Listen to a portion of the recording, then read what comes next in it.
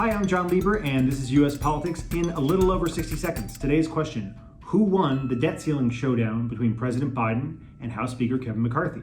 And the answer is everyone's a winner. President Biden, first and foremost, avoided a default, which would have been a terrible consequence for Biden politically and the U.S. and world economy.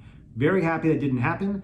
Biden can now spin the modest spending reductions in the bill that increased the debt ceiling as a bipartisan victory, which should potentially help in his reelection campaign as he tries to campaign as a quasi-moderate, which is what brought him to office in 2020. And he put the debt ceiling issue behind us for another 2 years until at least January of 2025, which is going to be after the next presidential election.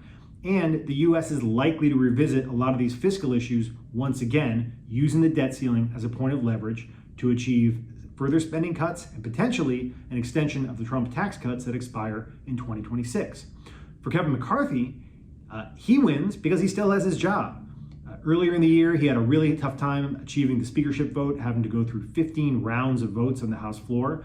But it turns out that he's a pretty popular guy among the Republicans, driving forward this deal with very modest spending reductions, despite initially promising very steep reductions, particularly in 2024. They tried to get 9% cuts. They ended up with about 0% cuts, but a 3% increase in defense. And this is a win for Republicans all over the place.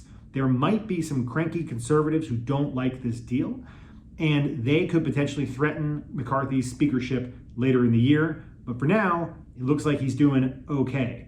He's going to be on thin ice, though, and the fiscal issues are not over for this year because the deal included something called the penny plan, which would cut overall spending by 1% if there's no appropriations bills, which are the annual bills that legislation that funds the government, passed by January 1st of next year. This will give the conservatives who are in favor of government spending an incentive to block any of these appropriations bills. And it's going to mean McCarthy's going to be caught in between the two sides of the Republican conference, the conservatives who want the cuts and the rank and file members who want to see increased spending on defense and the appropriators who want to see even bigger increases across the board.